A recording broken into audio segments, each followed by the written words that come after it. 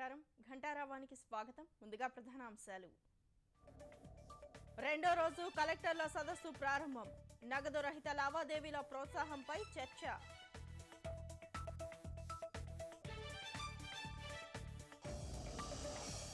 వేడెక్కుతున్న UP ఎన్నికల ప్రచారం నేడు వారణాసిలో ప్రధాని మోదీ పర్యటన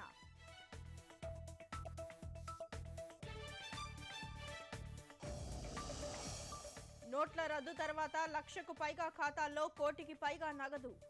డబ్బు ఎక్కడిదో వివరాలు సేకరిస్తున్న ఐటీ శాఖ ఐడిఎస్ కింద బయటపెట్టిన సంపద తగ్గే అవకాశం ఉత్తుత్తి ఆదాయ ప్రకటనలే కారణం